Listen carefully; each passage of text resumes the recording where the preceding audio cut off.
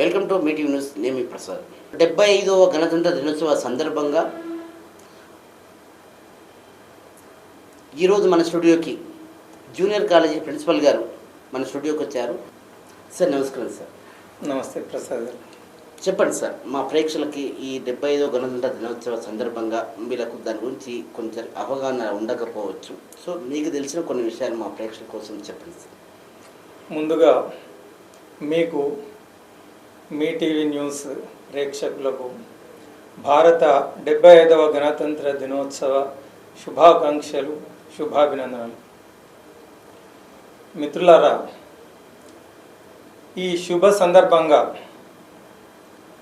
ఈరోజు భారత గత వైభవాన్ని గుర్తు చేసుకుంటూ వర్తమాన పరిస్థితులను అర్థం చేసుకుంటూ భవిష్యత్తు గురించి చక్కటి ప్రణాళిక వేసుకుందాం.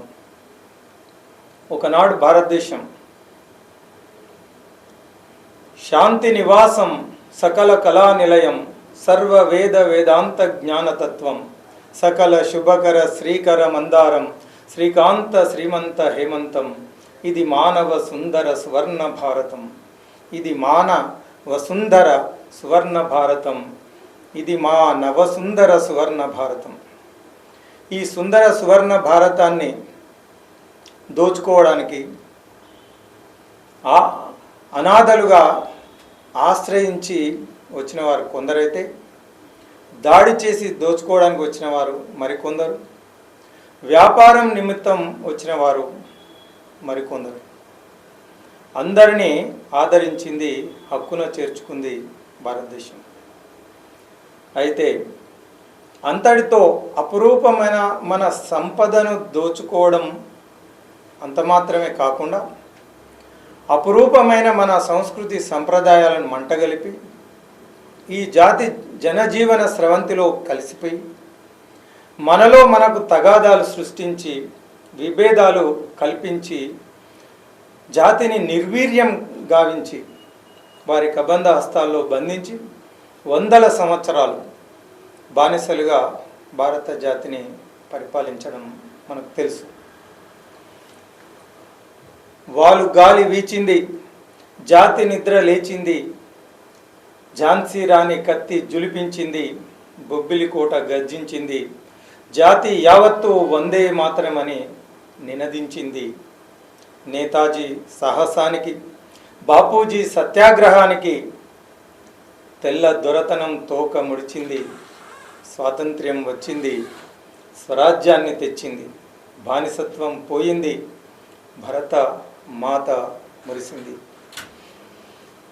15 ఆగస్టు 1947, 15 ఆగస్టు 1947 రోజు భారత జాతి స్వేచ్ఛా వాయువులను పీల్చుకుంది, స్వాతంత్ర ఉత్సవాలు జరుపుకుంది. మిత్రులారా, స్వాతంత్రం వచ్చిన తర్వాత మన దేశాన్ని మనం పరిపాలించుకోవాలి. కాబట్టి ఎలా పరిపాలించాలి, దానికోసం అద్భుతమైనటువంటి రాజ్యాంగ రూపకల్పన జరిగింది. చాలామందికి తెలియని విషయం ఏంటంటే, స్వాతంత్రం రాకముందే రాజ్యాంగ రచన ప్రారంభమైంది. బ్రిటిష్ వారు స్వాతంత్రం ఇవ్వాలని అనుకున్న తర్వాత, స్వాతంత్రం ఇస్తే మీ దేశాన్ని మీరు ఎలా పరిపాలించుకోగలుగుతారు అని ఒక అనుమానం వ్యక్తం చేసి క్యాబినెట్ మిషన్ను లార్డ్ మౌంట్ బాటమ్ అధ్యక్షతన,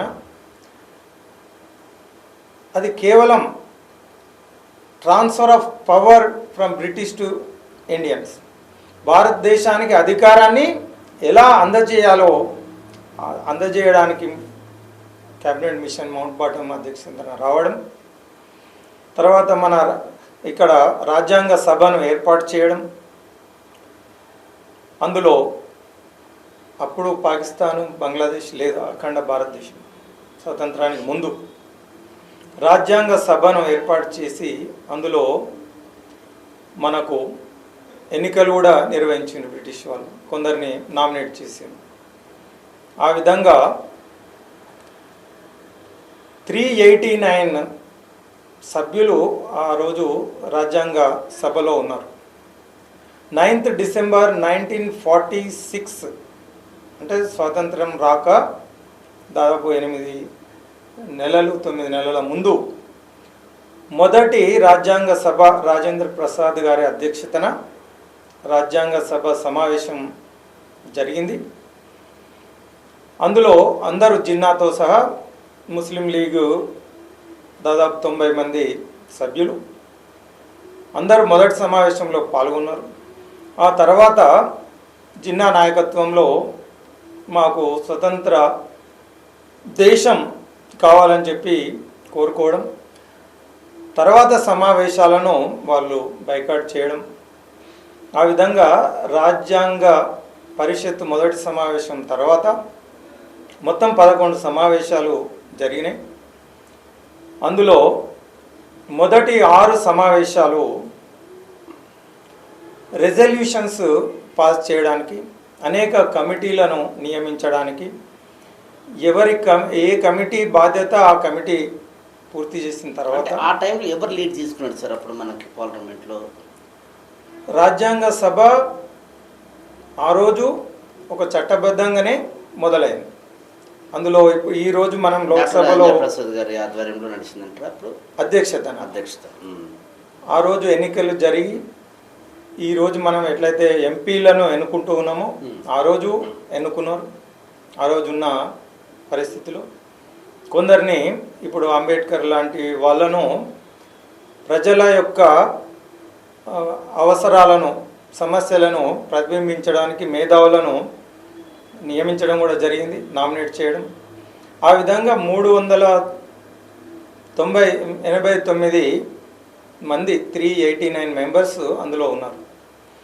ఈ ముస్లిం లీగ్ 90 మంది మాకు సపరేట్ కంట్రీ కావాలని చెప్పి వాళ్ళు మొదటి సమావేశం తర్వాత బైకాట్ చేసింది.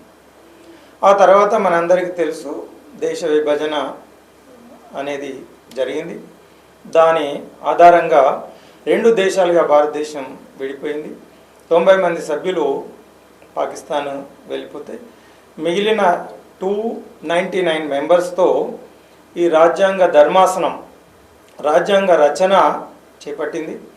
దాదాపు 20 కమిటీలను నియమించింది. ఇప్పుడు కేంద్రాధికారాలు, మైనారిటీ హక్కులు, ప్రాథమిక హక్కులు, జెండా, ఈ విధంగా అనేక కమిటీలు వేయడం.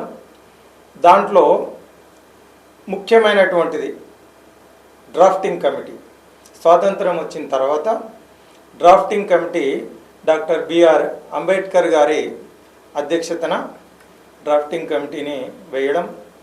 ఈ డ్రాఫ్టింగ్ కమిటీ స్వాతంత్రం వచ్చిన 4 రోజుల లోపు డ్రాఫ్టింగ్ కమిటీని వేసిండు. అంతకుముందే రాజ్యాంగ రచన దాదాపు ఒక 10 నెలల నుంచి జరుగుతూ ఉంది. ఈ డ్రాఫ్టింగ్ కమిటీ 141 డేస్ కూర్చొని డ్రాఫ్ట్ కాన్స్టిట్యూషన్ను తయారు చేసి కాన్స్టిట్యూయెంట్ అసెంబ్లీకి, రాజ్యాంగ ధర్మాసనానికి అది అందించింది. ఆ తర్వాత దాదాపు 1 సంవత్సరం ఒక్కొక్క ఆర్టికల్ను సభ చేపట్టి చర్చించడం జరిగింది.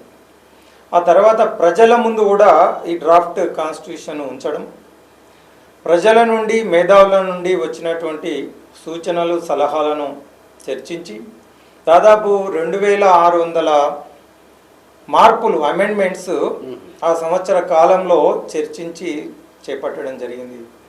ఈ విధంగా సుదీర్ఘంగా దాదాపు 2 సంవత్సరాల 11 నెలల 18 రోజులు దీనికి పట్టింది.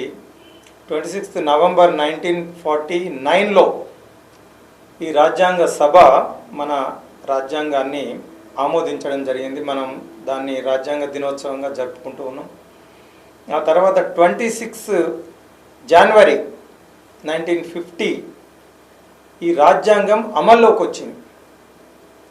26th జనవరి 1947 అంటే 47లో స్వాతంత్రం వస్తే దాదాపు 3 సంవత్సరాల తర్వాత మనకి ఇది అంటే సుదీర్ఘంగా రాజ్యాంగ రచన తర్వాత చర్చ జరిగి ఒక పటిష్టమైన రాజ్యాంగాన్ని మనకు మన రాజ్యాంగ నిర్మాతలు పెద్దలు అందించడం.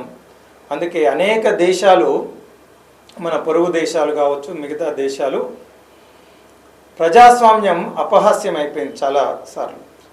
కానీ భారతదేశం 70 సంవత్సరాలు అయిపోయినా దినదినం ప్రజాస్వామ్య పునాదులు పటిష్టం చేసుకుంటూ ప్రపంచంలోనే అతిపెద్ద ప్రజాస్వామ్య దేశంగా ఈరోజు భారతదేశం ఉండడం అన్నది ఆ రాజ్యాంగం మనకు అందించినటువంటి ఆ గొప్ప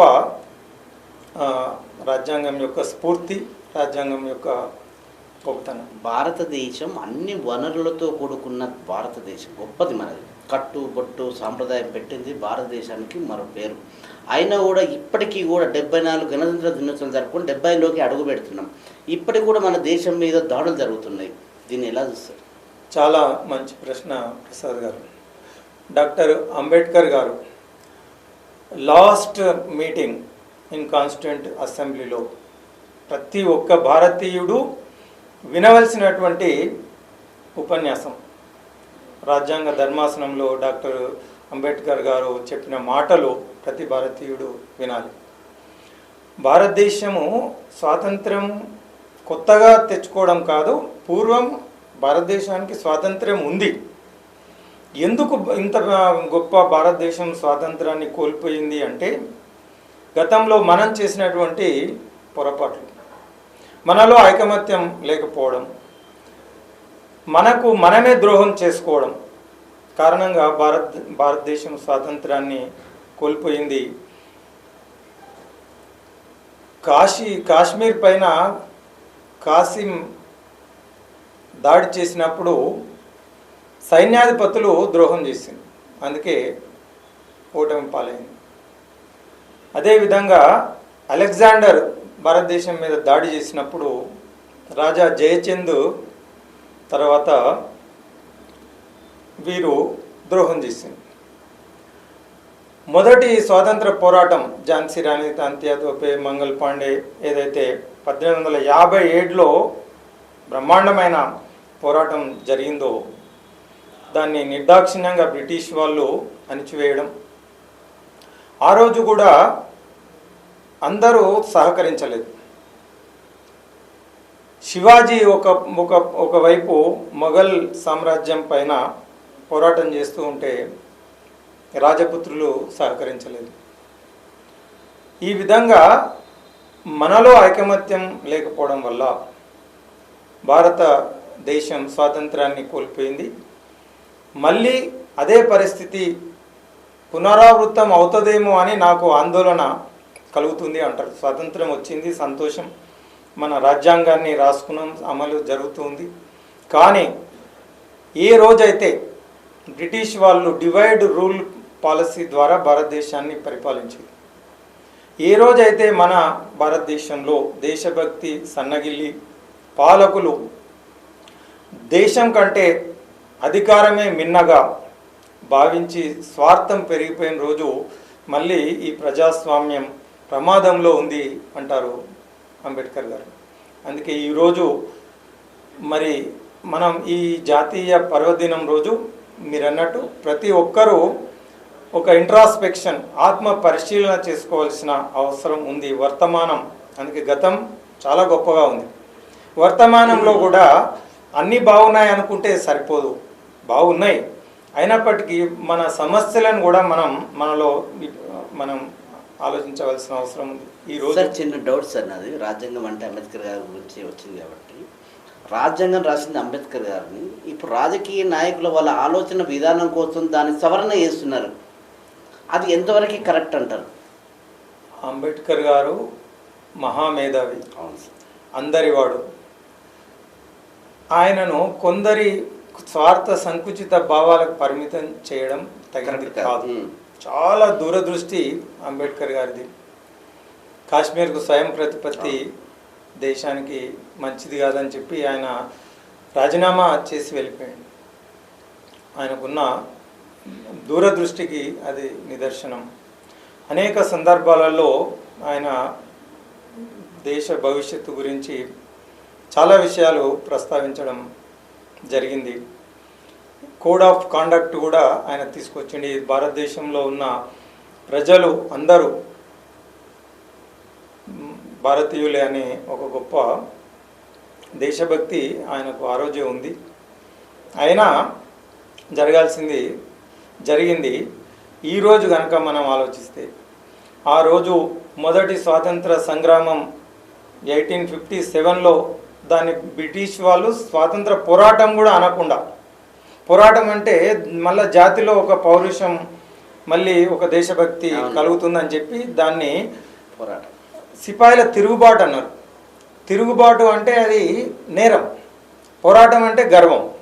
అందుకే దాన్ని అణిచివేయడానికి సిపాయిల తిరుగుబాటుగా దాన్ని అభివర్ణించి, ఇక భారతీయులు ఐకమత్యంగా ఉంటే వీళ్ళని పరిపాలన చేయడం మన వల్ల కాదు అని చెప్పి హిందూ ముస్లింలుగా జాతిలో బెంగాల్ విభజన చేసి 1905లో బెంగాల్ విభజన మొట్టమొదలు మత ప్రాతిపదికన బెంగాల్ విభజన జరిగింది.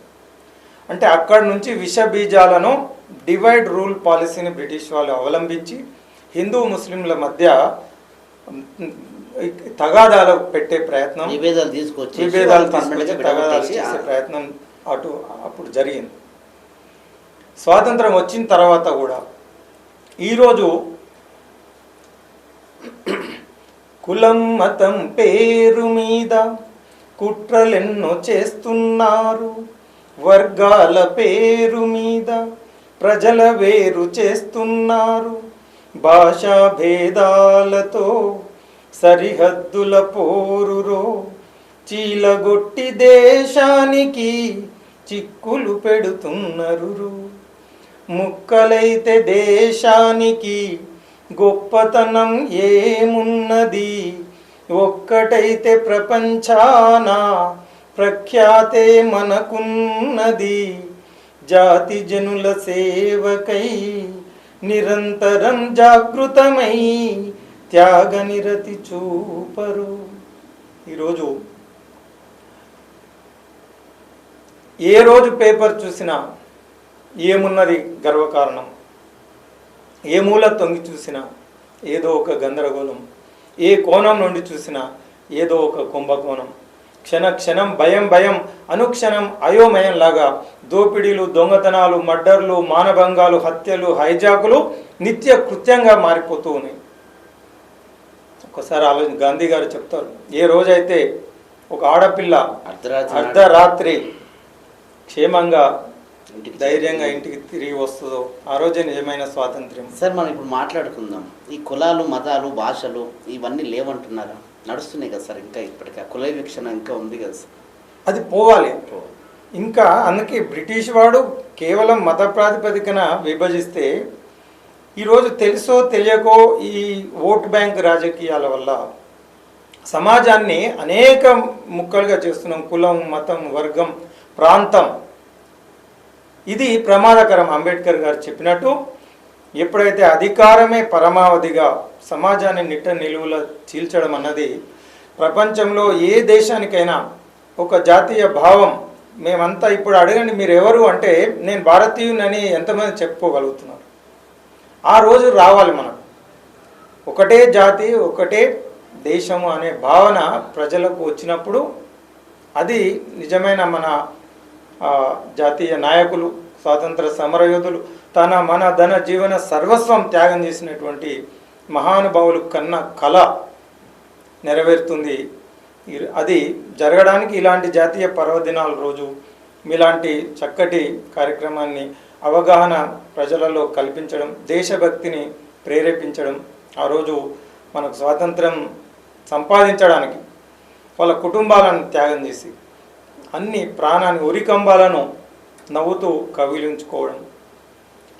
లాఠీ దెబ్బలు, పూల చెన్లు, చెరసాలల్ పెండ్లివారిన్లు, గాంధీ పాఠశాలలో పాఠంబుల్ పఠించు స్వాతంత్ర సమరయోధులకు తద్బ్రహ్మాస్త్ర సంధానమే పీఠంబుల్ కదిలించి సీమల కంపెన్ శ్వేత సామ్రాట్టులను. ఉరికంబాలను కౌగిలించుకున్నారు.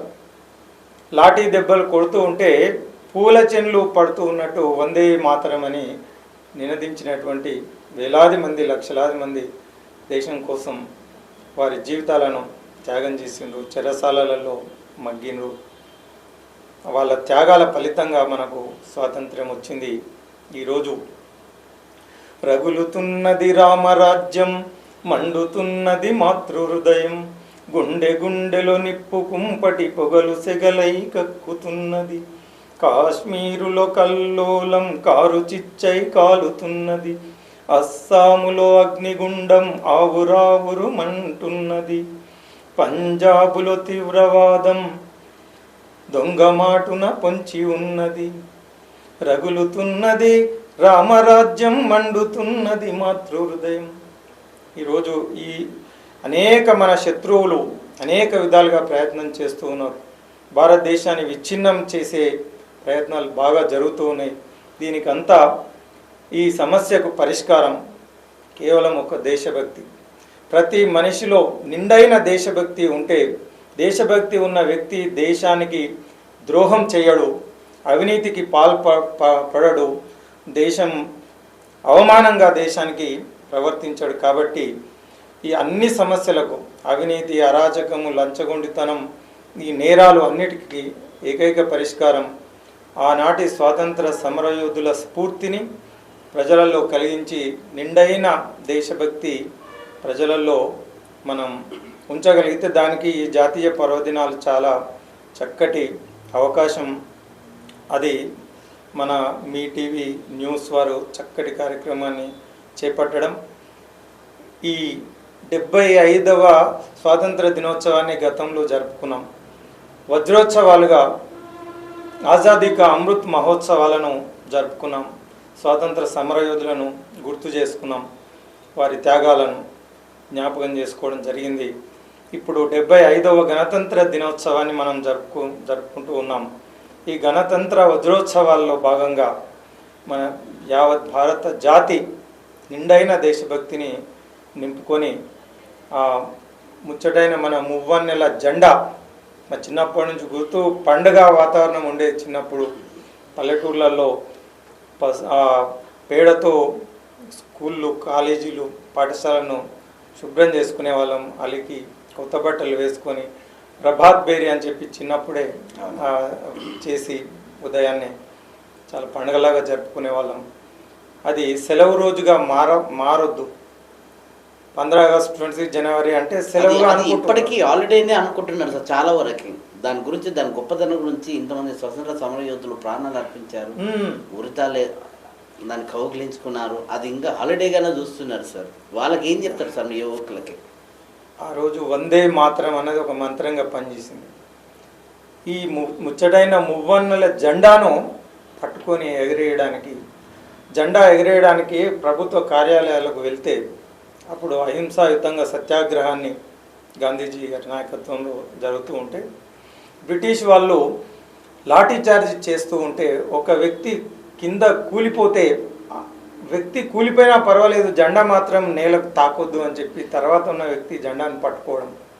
ఒకవైపు కాల్పులు జరిపి ఆ వ్యక్తి మరణించిన వెనకాలన్న వ్యక్తి భయపడకుండా నా జెండా నేలకు తాకొద్దు అని గుండెల మీద పెట్టుకొని జెండాను ఎగిరేయడానికి ఆ రోజు ప్రాణాలను సైతం త్యాగం చేసింది. ఎందుకంటే జెండా అంటే కేవలం మూరెడు బట్టా బారెడు కర్ర మాత్రం కాదు. జెండా జాతికి జీవకర్ర, సమతా చిన్నము సర్వస్వంబు, ఈ జెండా వంపు సహింపజాలని శిరచ్ఛేదనంబు, లేలెమ్మికన్ చెండాడన్ వలె శాంతి ఘాతుకుల జేజేలెల్ల జేజేలతో కొండాడన్ వలె విశ్వవిశ్రుత భవత్కోదండ పాండిత్యముల్. ఏ దేశానికైనా ఏ ప్రజలకైనా జెండా అంటే యావత్ భారతదేశం యొక్క మానం, అభిమానం, ప్రాణం. కాబట్టి జెండాను అవమానిస్తే ఏమవుతుంది అంటే మొత్తం జాతిని అవమానించినట్టు. ఆ దేశభక్తి అనే భావన మనకు రావాలంటే దేశం అంటే నీకు ఎక్కడ దేశాన్ని ఎట్లా మనం చూడగలుగుతాం? అందుకే దేశం అంటే మట్టి కాదు, దేశం అంటే మనుషులు అన్నట్టు. ఈ కాశ్మీర్ నుంచి కన్యాకుమారి వరకు ఉన్న అటక్ నుంచి కటక్ ఈ సువిశాల భారతదేశాన్ని మనం ఒక చిహ్నంలో చూస్తూ ఉన్నాం. ఆ జాతీయ పతాకం అన్నది మన జాతి మానం, అభిమానం, ప్రాణం. కాబట్టి ఆ జెండాను గౌరవించడం అంటే దేశాన్ని గౌరవించడమే. అందుకని తెలియక చాలామందికి నేలపైన వేసి తొక్కుతూ ఉండడం, జెండాను అవమానించడం. అంటే ఈ మధ్యన రాజకీయ జెండాలు ఎక్కువైనాక మన జాతీయ జెండా విలువ అంటే అది కూడా ఆ జెండాను కూడా ఈ జెండాతో పోలుస్తున్నారు కదా, తప్పది. జాతీయ జెండాకు ప్రత్యేక స్థానం ఉంది, దానికి ఒక ప్రోటోకాల్ కూడా ఉంది. జెండాని ఎక్కడ ఎగరేసినా కూడా ఇప్పటి కొన్ని వాళ్ళకి అరెస్టులు అవి ఉన్నాయి. తిరిగేసి జెండాని ఎగరేస్తారు చాలా మంది. చాలా అంటే ఒళ్ళు దగ్గర పెట్టుకుని జెండాని ఎగరేయాలి. అవును, జెండా అలాంటిది కొన్ని సందర్భాలలో మనకు కాషాయం కిందకి వచ్చి గ్రీన్ పైకి రావడం వల్ల అట్లా అది కూడా అవమానకరం. కాబట్టి జెండా ప్రాముఖ్యత మనం తెలుసుకోవడం కూడా చాలా అవసరం. అంటే చాలా మంది ప్రేమతోనే ఎగరేస్తున్నారు. అంటే అదేదో కొన్ని సందర్భాలలో అలా జరగవచ్చు, వాళ్ళు కావాలని ఏం చేయకపోవచ్చు. ప్రేమతో ఎగరేస్తూ ఉన్నప్పటికీ ఇళ్లలో ఎగిరేస్తూ ఉన్నారు. చిన్న చిన్న జెండాలు చేతికి బ్యాడ్జీలుగా పెట్టుకుంటూ ఉన్నారు. కాబట్టి ఇది చాలా పెద్దలు చెప్పాల్సిన అవసరం ఉంది. జెండా అనేది చాలా జాతి మానం, ప్రాణం. కాబట్టి దాన్ని జాగ్రత్తగా ఎగిరేయడం కానీ పెట్టుకునేటప్పుడు కానీ దాని గురించి పూర్తిగా అవగాహనతోటి ఎగిరేసేటప్పుడు ఎలా ఎగిరేయాలి, అదేవిధంగా దాన్ని ధరించేటప్పుడు ఎలా ధరించాలి, దాని గురించి తెలుసుకొని పెద్దల సూచనతో దాన్ని నేలపైన వేయకుండా, తొక్కకుండా ఈ దేశభక్తిని నింపడానికి అదొక చక్కటి కారణం. పాడుదమా స్వేచ్ఛా గీతం, ఎగరేయుదమా మన జాతి పతాకం, దిగంతాలు నినదించి విశ్వవిఖ్యాతి నొందగా జాతి గౌరవం. పాడుదమా స్వేచ్ఛా గీతం, ఎగరేయుదమా మన జాతి పతాకం. ఎగరవే ఎగరవే జాతీయ జెండా, అఖండ భరతావని గుండెల్లు నిండా, నీ కీర్తి చంద్రికలు దశ దిశలు తెలియ, నీ ధైర్య సాహసము గగనానికెగయ. ఎగరవే ఎగరవే జాతీయ జెండా, అఖండ భరతావని గుండెల్లు నిండా, శాంతి సౌభాగ్యాలు సమృద్ధి గుండా, అన్నదమ్ముల వలె ప్రజలు కలిసి జీవించ, సౌభ్రాతృత్వము వెళ్ళి విరియ. భారతదేశం నా మాతృభూమి, భారతీయులందరూ నా సహోదరులు అని చిన్నప్పుడు ప్రార్థన చేసేవాళ్ళం. అది పెదాల నుండి కాదు, హృదయంలో నుంచి, ప్రతి భారతీయుని హృదయంలో నుంచి వచ్చినప్పుడు భారతీయులంతా అన్నదమ్ములు అనుకుంటే ఇంకా అంతకంటే మనకు గొప్ప మార్పు ఏం కావాలి? సరిగా దేశంలో ఏ సమస్యలు ఉండవు. సొంత అన్నదమ్ములాగా ప్రజలు మెలవాల్సిన అవసరం ఉంది. దేశం కోసమే మనమంతా పనిచేయాల్సిన అవసరం ఉంది. దేశం ఇచ్చిన దేహమే ఇది, దేశమే నేను పిలిచరా అన్నట్టు దేశం బాగుంటేనే మనం బాగుంటాం. అందుకే అమెరికా ప్రెసిడెంట్ చెప్పినట్టు, ask not what country can do for you, but ask what you can do for the country. అందుకే దేశం నాకేమిచ్చింది అని ఆలోచన కాదు, దేశానికి నేనేమిస్తున్నాను. You should become an asset. Every person should become an asset. ప్రతి ఒక్కరూ దేశానికి ఒక ఆస్తి కావాలి. ప్రతి ఒక్కరూ దేశానికి ఎంతో కొంత కంట్రిబ్యూట్ చేయాలి. మన సమర్పణ ఏముంది, మనం ఏమిస్తున్నాం దేశానికి? మనం ఏమిస్తున్నాం? దేశం మనకి ఏమిస్తుంది? దేశానికి మనం కీడు చేయకుంటే చాలు, అదే గొప్ప విషయం.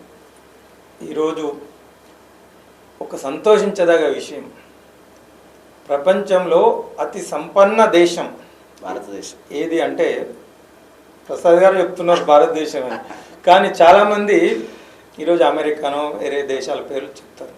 అంటే కేవలం డబ్బు విషయానికి వస్తే ప్రపంచంలో వేరే దేశాలు ఉండొచ్చు, కానీ ఒక మనిషి విలువ మనం ప్రపంచం మొత్తం ధనాన్ని తీసుకొచ్చినా ఒక మనిషి విలువ మనం కట్టలేము. అలాంటి మనుషులు 150 కోట్ల జనాభా భారతదేశంలో ఉంది. ప్రపంచంలో అత్యధిక జనాభా విలువైనటువంటి మానవ వనరులు భారతదేశానికి ఉన్నాయి. అన్ని కులాలు, అన్ని మతాలు, అన్ని భాషలు, సంపన్న వర్గాలు సార్ ఇక్కడ. ఈరోజు చాలా దేశాలు జనాభా లేక రష్యా అధ్యక్షుడు మొన్న జనాభా తగ్గిపోయినందుకు ఒక్కొక్కరు కనీసం 8 మంది పిల్లలు అన్లిమిటెడ్ ప్యాకేజ్ ఇచ్చింది సార్ వాళ్ళకి అని చెప్తున్నారు. కొన్ని దేశాలు బాధపడుతున్నాయి. కొన్ని దేశాలు, జపాన్ లాంటి దేశాలు వృద్ధులు ఎక్కువైపోయి వాళ్ళకి అదొక సమస్యగా ఉంది. దేవుడు భగవంతుడు మనకి ఇచ్చిన గొప్ప సంపద 60 కోట్ల పైన యువతీ యువకులు ఉన్నటువంటి భారతదేశం నిజంగా గొప్ప సంపద అంటే మన యువకులు. అణుశక్తి కంటే గొప్ప శక్తి యువశక్తి. కాబట్టి 30 సంవత్సరాల లోపు 60 కోట్ల మంది భారతీయులు భారతదేశంలో ఉన్నారు. ఆ యువకులను కనుక మనం సరైన మార్గంలో పెట్టగలిగితే భారతదేశము మళ్ళీ జగద్గురువు అవుతుంది. భారతదేశము రత్నగర్భ అవుతుంది. భారతదేశం మళ్ళీ ప్రపంచానికి మార్గదర్శనం చేస్తుంది. అందుకే ఆ యూత్ను మనం పెడదారిన పడిపోకుండా ఈరోజు చూడాల్సిన అవసరం కూడా మనకుంది. ఇలాంటి అనేక సందర్భాలలో ఈరోజు కొంతమంది యువకులు ధూమపానం ధూళిలో తేలిపోతూ, మారక ద్రవ్యాల మత్తున మునిగిపోతూ, ఉగ్రవాదం ఊబిలో కూరుకుపోతూ, క్షుద్ర రాజకీయాలకు సమిదలై భస్మాసురులాగా తమ బంగారు భవిష్యత్తును వాళ్ళే పాడు చేసుకుంటూ ఉన్నారు. అందుకే కొంతమంది యువకులు పుట్టుకతో వృద్ధులు, నూతిలోని కప్పలు, మొద్దురాయి చిప్పలు, పేర్లకు పుకార్లకు షికార్లకు నిబద్ధులు. అలాంటి వారితో దేశానికి నష్టమే కానీ లాభం లేదు. ఎలాంటి యువత మనకు అవసరం అంటే కొంతమంది యువకులు ముందు యుగం దూతలు, జీవన నవ జీవన బృందావన నిర్మాతలు. అలాంటి యువకులు కావాలి. ఇనుప కండలు, ఉక్కు నరాలు, వజ్ర సంకల్పం, నిస్వార్థమైనటువంటి గుప్పెడు మంది యువకులతో ప్రపంచాన్ని మార్చవచ్చు అంటారు స్వామి వివేకానంద. అలాంటి యువత ఈరోజు అవసరం. అలాంటి యువతను మనం వాళ్ళ గుండెల్లో నిండైన దేశభక్తిని, నీతి, నిజాయితీని మనం నింపాల్సిన అవసరం ఉంది. ఇలాంటి కార్యక్రమాల ద్వారా అది జరుగుతుంది అనుకుందాం. ఇనుపకండల శక్తి ఇంకిపోని యొద్దు, ఉక్కు నరముల శక్తి కరిగిపోని యొద్దు, తరతరాల కీర్తి తరిగిపోని యొద్దు, యుగ యుగాల చరిత ఆగిపోని యొద్దు, యుగ యుగాల చరిత ఆగిపోని యొద్దు. పట్టుదలతో మీరు గట్టిగా కృషి చేసి అనుకున్న లక్ష్యాన్ని సాధించుకోవాలి. దేశ దేశాలలో ఖ్యాతి గడించాలి. భారతాంబకు ముద్దు బిడ్డలై వెలగాలి. భారతాంబకు ముద్దు బిడ్డలై వెలగాలి. ఈ సందర్భంగా మన మీ టీవీ న్యూస్ ప్రేక్షకులకు, మీ టీవీ మిత్రులకు, ప్రసాద్ గారికి, మిగతా మీ ఛానల్ సిబ్బంది అందరికీ ప్రత్యేక గణతంత్ర దినోత్సవ శుభాకాంక్షలు. చక్కటి కార్యక్రమం. ఏ టీవీ వాళ్ళు ఇలాంటి దేశభక్తి ప్రేరిత కార్యక్రమాలను, సమాజాన్ని తట్టిలేపే, చైతన్యవంతం చేసే కార్యక్రమాలు మీరు చేపడుతున్నందుకు అనేక విధాలుగా సంస్కృతి సాంప్రదాయాలను మననే అద్భుతంగా సంక్రాంతి ముగ్గుల కార్యక్రమాన్ని కూడా విజయవంతంగా నిర్వహించారు. మీకు ప్రత్యేక అభినందనలు. ఇలాగే మీ ఛానల్ ముందుకు వెళ్ళాలని, కలం పట్టి గలం విప్పి జనం గుండె తట్టిలేపి జాతి చైతన్యవంతం కోసం మీరు ముందుకు వెళ్ళి మీ టీవీ న్యూస్ ఛానల్ కూడా ప్రత్యేక శుభాకాంక్షలు, శుభాభినందనలు. మీకు కూడా శుభాకాంక్షలు సార్. మీ విలువైన సమయాన్ని మా ప్రేక్షకులకు అందించినందుకు, మా స్టూడియోకి వచ్చినందుకు, మరిన్ని విషయాలు మా ప్రేక్షకులకు అందించినందుకు మీకు కూడా మనస్ఫూర్తిగా మరొకసారి గణతంత్ర శుభాకాంక్షలు చెప్పుకుంటున్నాను. థ్యాంక్ యూ వెరీ మచ్ అండి.